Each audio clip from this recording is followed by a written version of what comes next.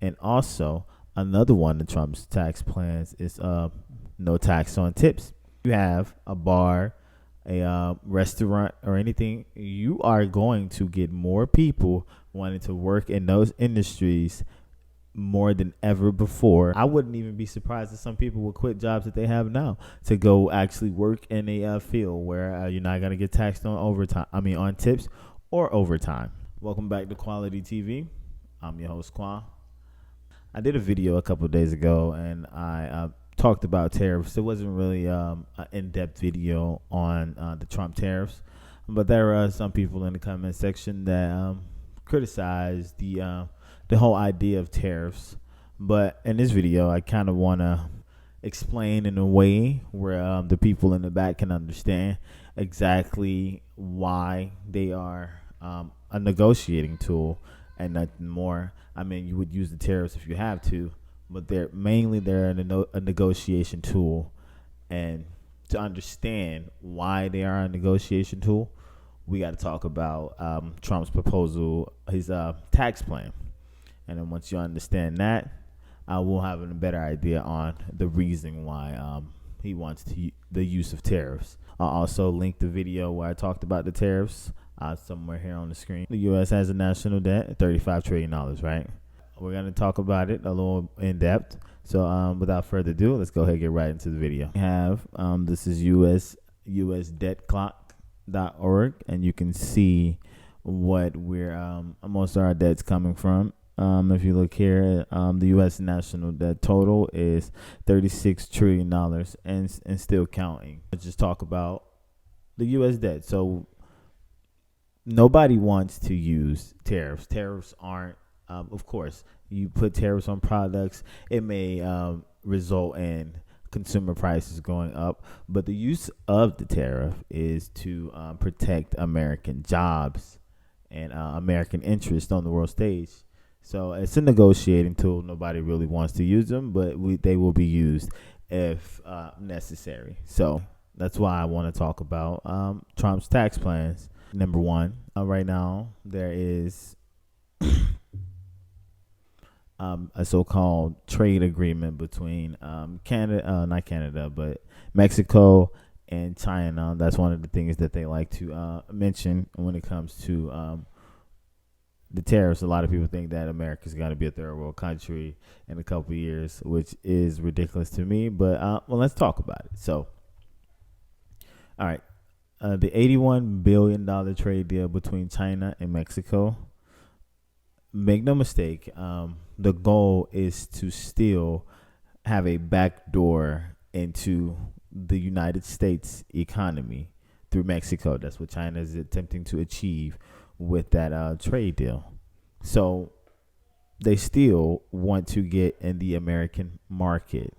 So remember that. So one of Trump's tax plans is to lower the corporate tax from 21% down to 15%. What does that do to the American economy? You incentivize large manufacturers and these companies to bring their jobs back to American shores. If you're gonna bring your jobs back to American shores and you're gonna get charged a 15% tax on that, a corporate tax, why not bring your jobs back? It was 35 at one point. Trump reduced it to 21 in his first term, and he's going a step further to reduce it to 15, which is in turn going to bring more jobs back to the American economy, which is the idea of the tariffs when you look at it from the tax plan that his tax agenda. Putting tariffs on things, I would be stupid if you don't have an actual plan on what to do if your tariff plan doesn't work. And one of those is, again, reducing the corporate tax from 21 to 15. And that leads me to point number 2.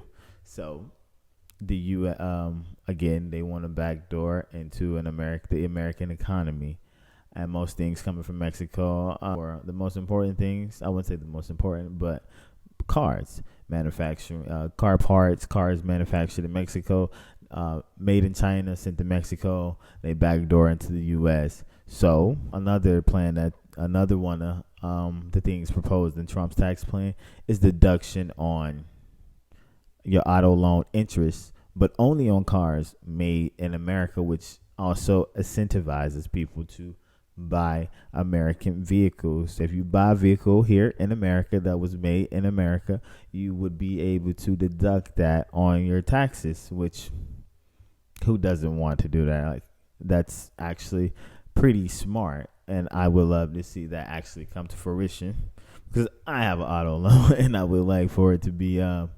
deductible. We also have to understand that the United States doesn't alone we don't alone have a national debt issue. We also have a spending issue where we spend way too much money, and it's not the same as giving somebody money to stimulate the economy versus letting them keep more of the money that they're already making, which is also going to stimulate the economy in a way that's not inflationary.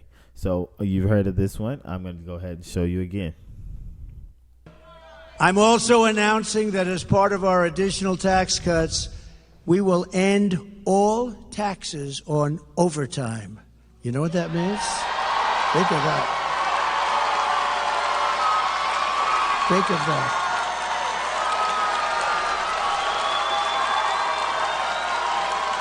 Think of that.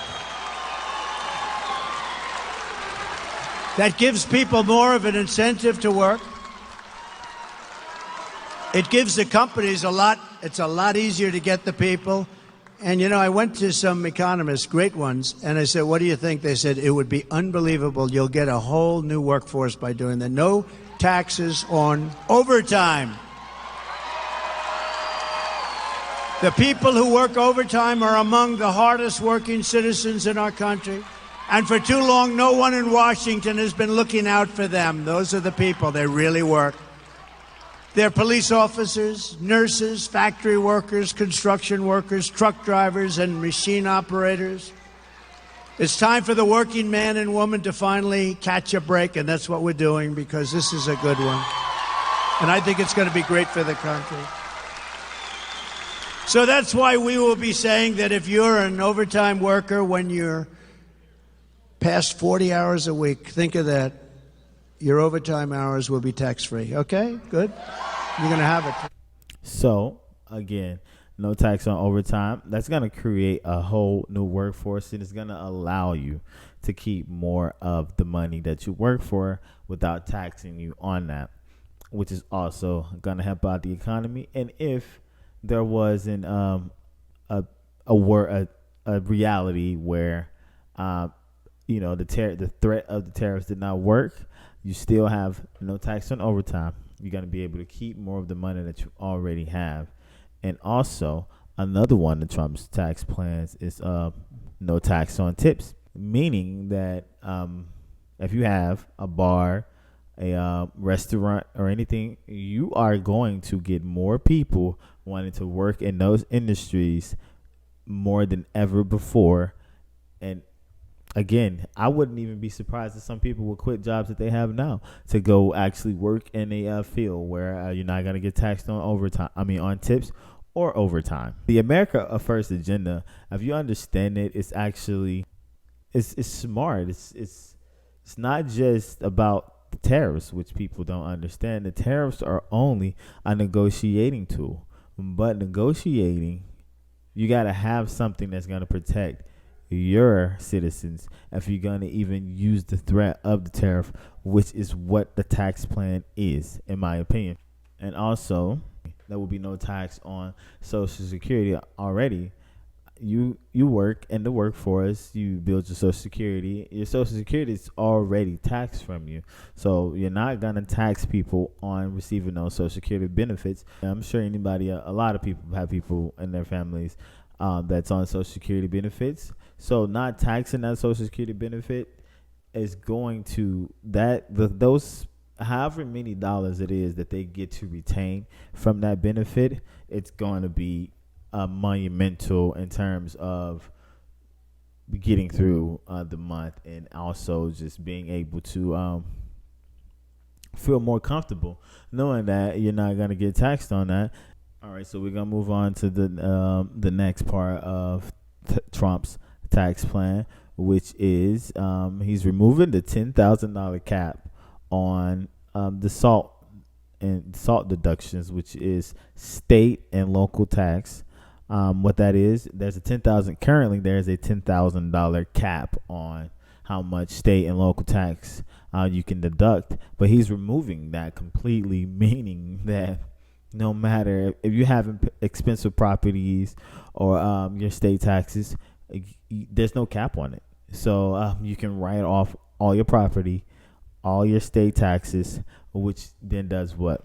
Put more money in the American pocket. So it's not just about threatening tariffs. There's also a plan to protect Americans simultaneously with the threat of tariffs. And then you have Elon Musk and Vivek Ramaswamy, and they are running Doge, which is the Department of Government Efficiency.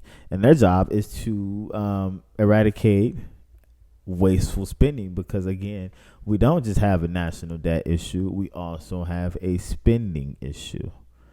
And we're going to eradicate wasteful spending. Elon claims that he can remove $2 trillion from the national deficit. That's a lot of money. Compared to 36 trillion, it's not, but 2 trillion is still a whole lot of money. And there's a plan to make the America First agenda. And I hope in this video, from the information I've given you so far, that you understand a little bit better on what the America First agenda is and what the use of tariffs as a negotiation tool. It's not just you put tariffs on products. Of course, if you only use the threat of tariffs, that would be catastrophic in a way. It would not work. But there are tax plans that's also proposed that will protect Americans, that will keep more money in our pockets. It would incentivize more people to go to work.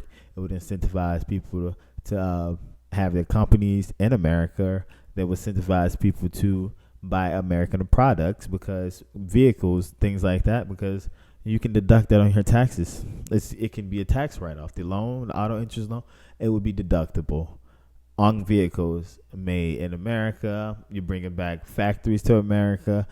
The tariff is only used to protect American industries. And if our industries are protected, along with other countries getting in line and knowing that they can't rip America off, that's what the use of it is. Nothing more, nothing less. It's not just about throwing tariffs on other countries. The tax plan with the tariff is a negotiation tool, and it's a mandate. We're going to tackle the national debt. We're going to keep more money in our pockets, along with incentivizing people to buy more American products. I think we're going to be fine at the end of the day. I don't think they're going at this blindly. And I hope this video has helped someone in some way to understand exactly why the tariffs are a negotiation tool. And also, if you didn't know much about these his plans for his tax agenda, I hope this has helped you out in some way. I'm going to end the video here. If this has helped you, feel free to share this video. I like the content. It helps me out a lot. It gets the YouTube algorithm moving. I'll see you guys next time. Peace, love, and fish grease. Take care.